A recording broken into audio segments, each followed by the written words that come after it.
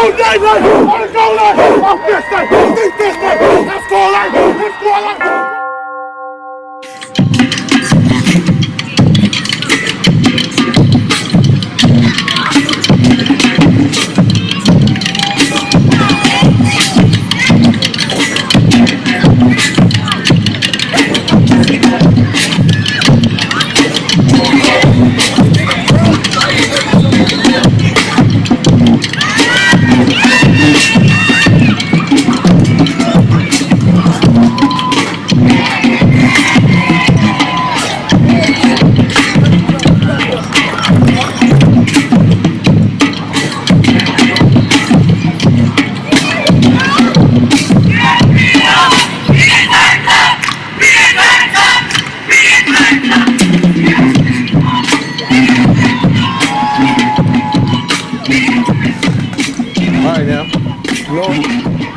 Homecoming, had a great week. 42-6 ended up being the final. Yes, sir. What was your halftime speech like? Because y'all were up 21-0, but you weren't happy with the way y'all were playing at the time. You see that? Yeah, I wasn't happy with some things that was happening offensively. I felt like we got stopped on 3 straight possessions. I felt like, some of the calls didn't go our way, but it didn't feel clean. Like the execution of it didn't feel clean. Defensively, I was pleased. I mean, we were playing pretty lights out. Just offensively, like I said, I feel like we sputtered. I feel like, Quest missed an easy 4-yard pass. We dropped one, just stuff like that. Even with the penalties, we were back in position. I feel like we missed a couple easy plays. So, I wasn't happy with that. But, like you said, the speech basically was we need to do a better executing. Like, no matter who we playing, our expectation level can't change, and we can't continue to get better. Like, I feel like that's a mistake we should be making week 1, 2, 3, not, talking about game 6. So, just watching the game, on defense, 2 people jumped out off top. 17-23. They were all over the place doing everything they could. There was a couple of, I'll say you don't have to, there were a couple of questionable calls there. But I thought the 2 of them just really crushed it on defense. Yeah, man, like you said, we talked about Jabril a little bit. He's the outside linebacker, 17, and he's only a sophomore. Yeah. The crazy thing is, like I said, he was starting for us. We played Highland Springs, 4-time state champs, great offense. He struggled. And, we, as a staff, we may have overreacted a little bit. So we took him out. And we put TJ there. Yeah. So when TJ got hurt, we just, put him back in and let him develop. You know what I mean? We felt like, some of the games that were coming up would allow him to do that. Not necessarily because of the competition level or not saying somebody wasn't good, but we just felt like the offenses would allow him to grow and do stuff like that. And then, Jalen Griffin is athletically talented. It doesn't hurt that he's 6'3", right. 200 pounds and can move. So, again, talking about 2 great athletes, Jabril and Jay Griff. And then, like you said, they do such a good job running to the football. They both got good speed. And they both do a good job getting pressure on the quarterback. So, like you said, both those dudes, like I said, I thought they played really well, too. I thought Jabril did a really good job, not just setting the edge, but also making plays. So, sometimes guys will be happy with, like, all right, I didn't let him outside. But, he was setting the edge, then making the tackle, you know what I mean? And then Jay Griff does what he does best. I think people, make a mistake. He's a little slighter framed than the other 2, but, his quickness and, his athleticism, allows him to be very effective all the time. You know what I mean? We rarely take him out on defense unless he asks to come out. So, like I said, we like what he brings to our defense as far as from an athleticism standpoint. We've talked a lot about the passing game, receivers, all that stuff. I'll get to more later. But from what I hear, your running game, 3 straight 100-yard games, touchdown in every game, I believe. Your running game really kind of settled y'all down a little bit in the second half last week. Yeah, and back to what you asked me, that's what I told them. I said, we're going to come out in this third quarter, we're going to run the ball. Yeah. We keep getting all these penalties on pass plays, so okay, we're going to come out, we're going to run the ball. And I talked to you last week, offensive line, when I tell you we've been on them in practice, we've been on them. Yeah. Like, anytime, I don't care if it's pass, run, what period it is, inside run, team, if you are not blocking when the whistle blow, the whole offensive line doing burpees, 20. Yeah. And I don't care, like you said, I don't want to hear your explanation. He slipped, he fell. So what you're seeing is guys picking up the effort and finishing blocks. Right. And if they did miss a guy, then they tried to run and get somebody else. Right. So it's been going well, and it's one of those things that I probably should have, been, a little tougher on them earlier, being that it was such a senior-led group at the beginning of the year. Mm-hmm. But, like you said, they've picked it up, and JT has started, running, like we always felt like he was capable of. Does a good job setting up the blocks and being patient. And I felt like what I was getting on him about early was, running through arm tackles and stuff like that. And he's really picked that up. He always had the ability and athleticism to do everything. It's just, he's changed his mentality and his approach. And he's like, okay, I'm going to run through everything. I'm not going to get tackled by one person. And that's kind of what I've been presenting to him. Like, if you're supposed to be this Division I running back we got, college level running back, which we think you are, you still got to go out there and perform like it. And that's blocking, running, all those things, passing, all things that he has the size to block. He has the speed, the balance, the agility to run, and he's a good pass catcher. So it's just about doing it all the time, being that person all the time. So I'm proud of him and what he's done. And like just his demeanor, his attitude, he stays with it. Very, low maintenance guy, doesn't require a lot of attention, just shows up every day, works, does his job. Yeah, he's got a frame. A lot of DBs they don't want when he comes barreling at them, they don't want that. Yeah, and then, and like I said, he should make them pay for it. Yeah. Well, the other crowd was packed. There's still I was standing by the gate at halftime, and there's still people rolling in and coming in all over the place. That atmosphere's got to be great for the players, but they gotta want to put on a show too for the crowd like that. Of course, and no matter what, like you said, when a big deal I think with our crowd is it's a lot of the community coming to support the kids, coming to support me, coming to support our school and what we got going on. Like I said, just funny story. Thursday, our walkthrough practice. We did our walkthrough, then I fed the guys hamburgers and hot dogs. We kind of cooked out. We had a dude come and speak on the recruiting process from Route, new recruiting app. Shows you the colleges depth charts, like how many safeties they got, who's the guy. So it's a sweet thing. It's a Route. So he talked to us. A guy walked in, Caucasian male walked in, older guy. He just sat on the bleachers, started looking at us and listening. So me, my antennas go up. We don't get a lot of older Caucasian male guys just visiting. White dude, man. No, so I would, but other people try to crucify me for it. So I said, "Sir, are you okay? You in the right place? Like, what's going on?" Yeah.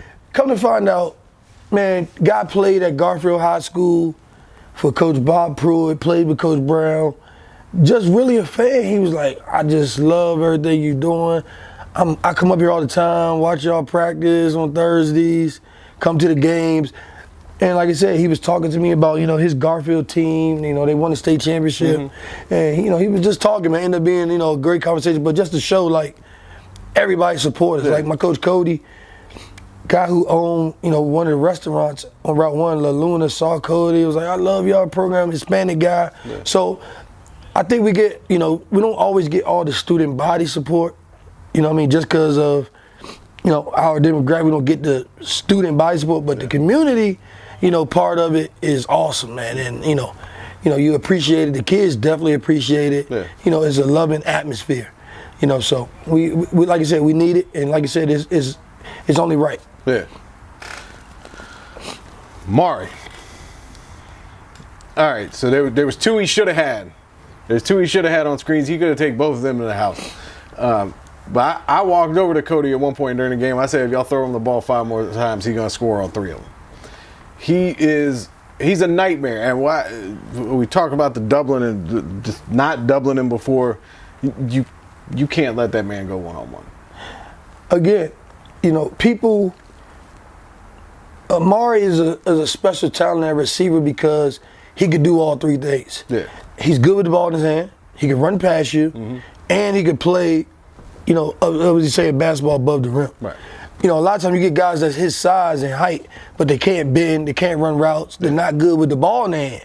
They're just guys that's, above the rim guys, right. run past you. But the thing that makes him dynamic is he could do all three. And as I told you, like, people got to make a decision, where you say it's easy to double him, but then you got to sacrifice somebody away from the run game and stopping JT and all the guys we have up front and stuff like that. So it kind of put people in a bind. We've done some things with them over the past couple weeks, moving them around, for when we get into the thick of things. If we need to be able to move him around, we can. Yeah. So we're not going to it's not going to be easy no more for anybody to double him anyway. Like I said, we got some stuff where we get him in different places and make things look funny. Yeah. So, again, he warrants all that attention. He deserves it. It's just one of those things, like I said, he's a special talent. And you got to pick your poison. Like you said, we talked about this. You said nobody else going to play a one-on-one. I said, I doubt it. And, you got to live with that. Yeah. It's the thing about it when it's a receiver, it only take one time. Yeah. And now it's 7 points. You gamble one play and say, all right, we're going to play man this play. We're going to get some pressure. And he scored. You can't get it back. So because from last year to this year, I mean, it's a huge jump for him. What has he done? What has he gotten better at this year that he didn't do well last year? Or that he wasn't as good at last year? So, two things. Route running. He got a lot better at. And then just stronger with his hands. Yeah. Like, we felt last year, like, on those intermediate screens, intermediate routes, he would, get open, but if he got contact, he would lose the ball sometimes. Yeah. So, he got stronger and better on his route running, for sure. And I think, like you said, he's just a year older. Yeah. And he's a little faster, a little quicker. And crazy thing, Jason was the one leading the charge and making him, when he catch passes, practice making moves. So he's became a lot more elusive with the ball in his hand. Yeah. And then, more than anything, confident. He just believes, like, okay, I'm pretty good. Right. Another thing, like you said, he is a better student now than he was also. Not just football, he's improved as a student. And maturity's growing up, where when he first got here, coming from middle school, he had a lot of immature discipline. Right. Whether it be horseplay, nothing serious, the craziest stuff. Yeah. Horseplay, plucking somebody in the ear, right. Not stop talking in class. And, his freshman year, sophomore year, not as much as middle school, but still a little stuff. And, part of our, administration helped work with him on that. Never a problem child or anything like that, but just seeing the maturity of him on the field with his schoolwork. Yeah. And now, like you said, being, trying to be better with all this stuff is just awesome, man. He's come a long way. Again, he got a lot more to go. And I was talking to somebody yesterday, and they were like, oh, man, y'all lose Amari next year. I said, no, he's only a junior. He'll be back. So, you look at him now, and I think he's almost at 1,000 yards in 6 games. Yeah. So he got a whole nother year of getting better and doing those things. And like I said, I think I told a lot of people, coaches in the spring coming here, that he was going to have a special year because the stuff he was doing in the 7-on-7 season was awesome as well. No, he was ridiculous. To see what he was doing the other night, I've seen him, but to watch him the other night, it's like every time I see him, he just gets better and better. And that's not just him, but a lot of your guys do that. But for him, especially taking that jump from last year to this year, you can't hide him anymore. There ain't no hiding that dude anymore. No. And again, last year he finished with 490 yards on the year. So, here we are now. He's around like 700. Before we move on to next week, we've talked about you football all the time. What's the last movie you've gone to see? What's the last movie that got you to the theater? Dang.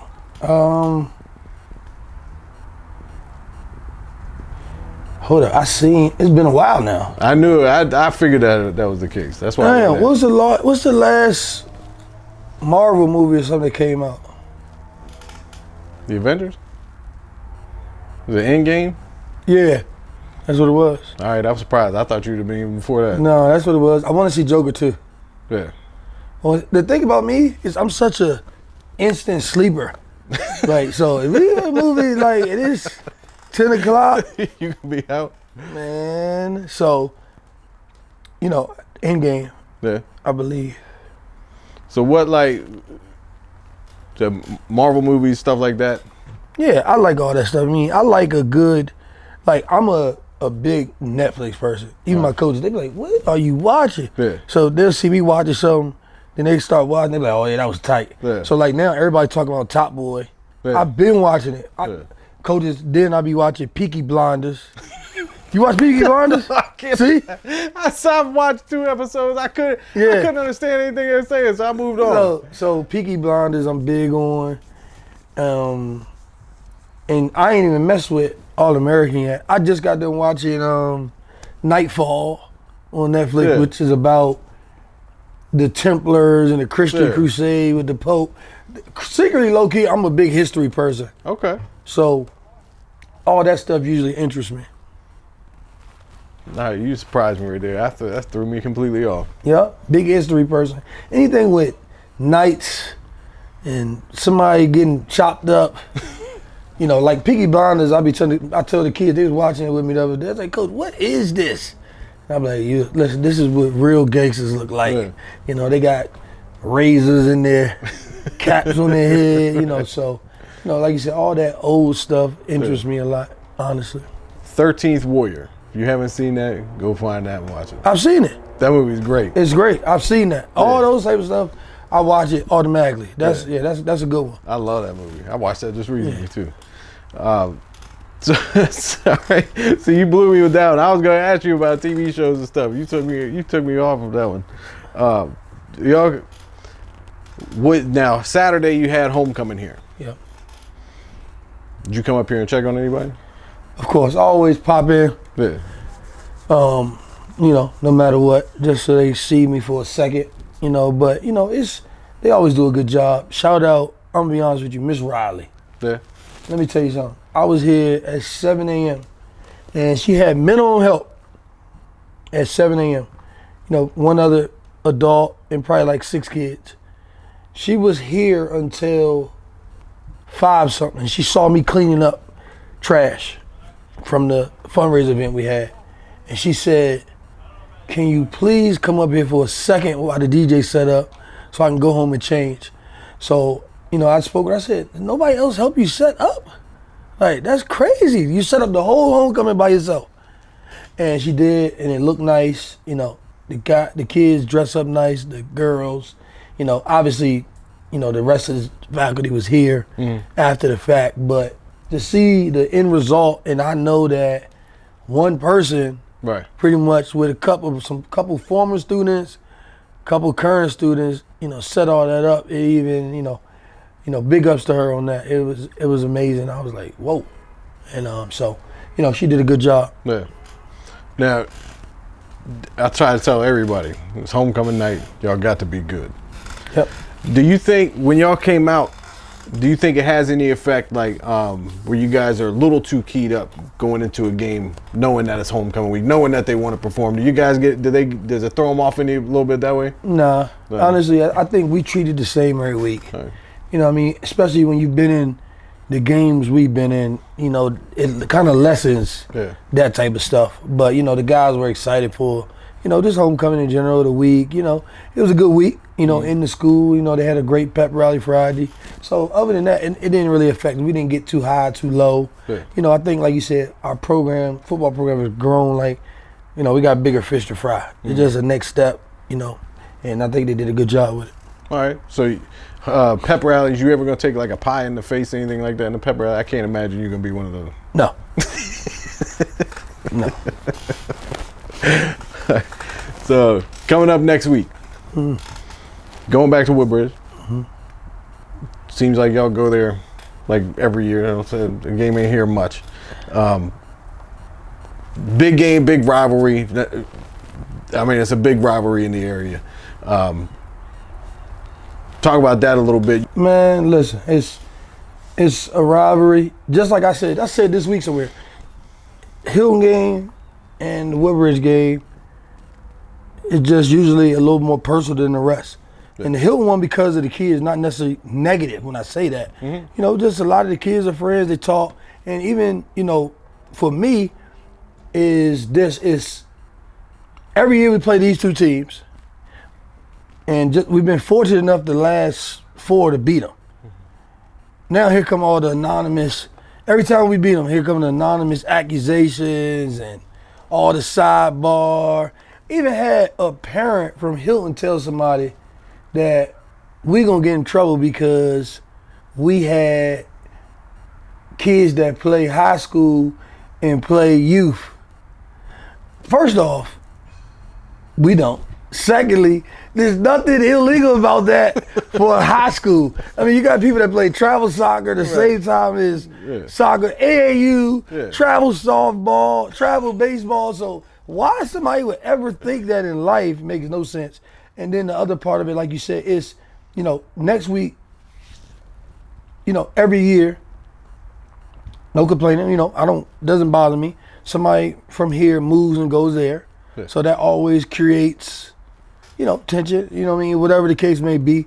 But, you know, it's only a rivalry because it's so personal to them. Like, for me, it's personal football-wise. Like, you know, I want to win a district. I want to beat all the teams in our district all the time. I mean, win, lose, or draw, that's what I want to do. But like you said, man, it's just after this game, you know, we all, even me and Miss Brian, we joke about it like, oh, Lord, here we go. As soon as we beat them, last year we beat them, a parent of a kid that used to play here, now there, the dad sends this email complaining about me taking his kid on a college visit. He got all this negative stuff to say about the college visit, right? Oh, this happened, and Coach O let this happen, and this happened. All this stuff happened, right? Negative, right? All this negative stuff.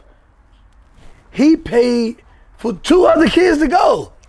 You know what I mean? Like, you know, that's a good parent. Like, not only did he make sure he sponsored 2 kids that maybe not been able to afford it, but now because you over there, you move, fine, it happens. But you remember, you chose to go there, so why get mad if we win? Like, that's the stuff that, you know, is crazy. And then, like you said, even the whole situation when our other player left and went there, cool. Nobody cares here. Like, nobody's thinking about it. Nobody's worried about it. And then, you know, they just turn it into a whole dramatic circus event when it's never that. You know, it's never that for us. So again, that, you know, the rivalry, that stuff just adds to it. You know what I mean? In a good way. The football has always been clean, good. You know, there's no fighting or animosity or stuff like that. And to be honest with you, 90% of the stuff I never even, you know, say nothing about, honestly, because it's a lot more, you know, stuff that takes place. But the football part of it is good. I mean, it's good for the area. You know, people talk about us playing them in the barbershops and, you know, like you said, so it's a rivalry no matter what. But I also feel like that, like you said, about all the teams in our district because, you know, everything's so close-knit, you know what I mean? So a lot of kids on that team are good friends with kids on our team. You know what I mean? So it's just, like you said, it's just the relationships, you know, make it a rivalry. No, that's the thing. I mean, you and I have talked about it before. A lot of the players on both teams, like they don't get, it's for them, it's just they playing against their friends. It's not, but other people around make it a bigger deal than it is. Yeah. And there's like, just when you brought up the thing with the Hilton, with the complaint and all that stuff, that there's more drama in a 10-mile square radius. Not among the kids though. That's the funny part to me. It's not among the kids. And not amongst us either. Like, there's not one email sent from my IP address ever about nobody, whether it be Hill, Woodbridge, Garfield, I don't care who it is, but Tolman, not one. But then you get all these emails from them about stuff that we doing or we not doing. It's just ridiculous. And like you said, it's never that serious. I don't care what nobody else is doing. I'm gonna do what we do to the best of our ability. Hopefully the best of my ability, our ability is good enough. If it's not, then it's not. But the misconception that I care or that we as a school or team care about what anybody else doing is the most absurd thing. Like, that's the part that, like, do you really think we care about? We don't. You know what I mean? And I think, when people move and go there from here, they try to make it like, oh, look at this. Okay. Right. That does not mean anything. It hasn't meant nothing the last 4 years. Like, you know what I mean? But they turn it into a circus and a fanfare thing. Right. But it is what it is. You're going to be a lot of people at that game. Not a Saturday game this year, right? No, not as of now. Yeah. I mean, that place is going to be packed too. New field they got over there. They got turf now. What do you expect that atmosphere to be like on? It's gonna be their student body is one of the best. They do a good job. I expect them to play. They're a prideful program. They've had success regardless what their record may be now or later. You know what I mean? They're a prideful program. They believe in what they're doing. It's gonna be a good, like I said, it's always been a good atmosphere for football. Good, clean football. Unlike, whatever people may think, the kids play football, the coaches shake hands after the game, and we keep it moving. Like, you know what I mean? It's not no disrespect, at the field. Once we get there, nobody does anything outlandish. Right. And like you said, their student body, they do a good job with all that stuff. So, I mean, it's a good place for football no matter what. You know what I mean? One of the better places, to go in our county and play because, they get good support from their students, section, and all that stuff. Yeah. Well, have you had? You've had a chance, I'm sure, to take a look at them. I know you went to see them a couple weeks ago play. What have you seen from them versus last year? This year versus last year. No, they just, they still got big physical kids.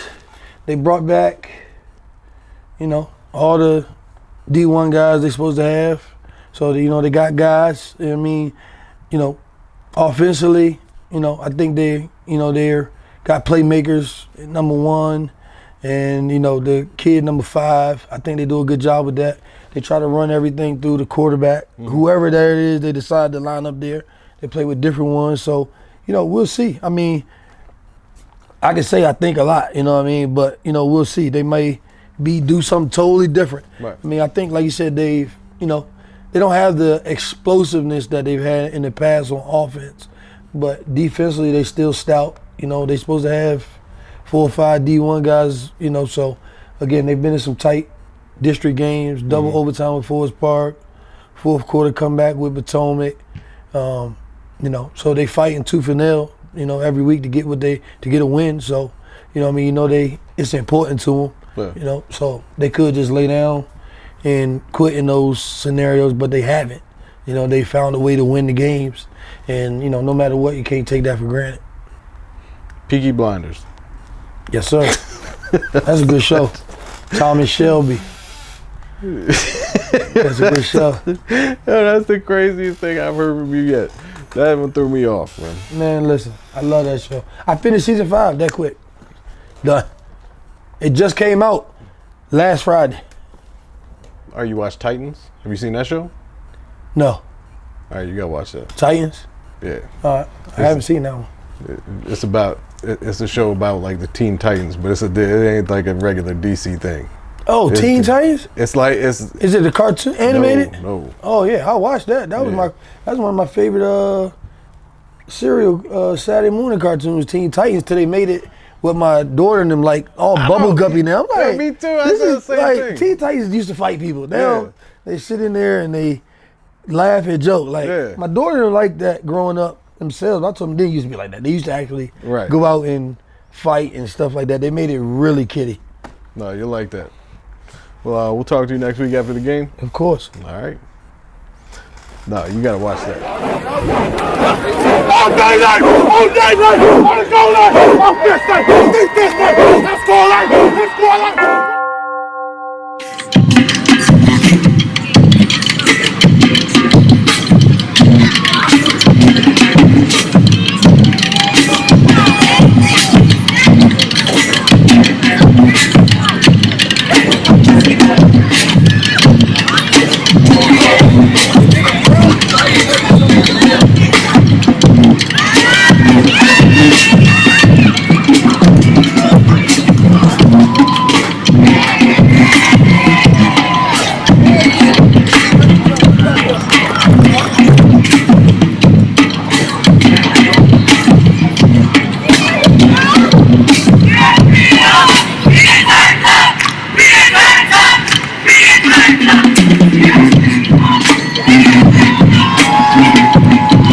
Darkside.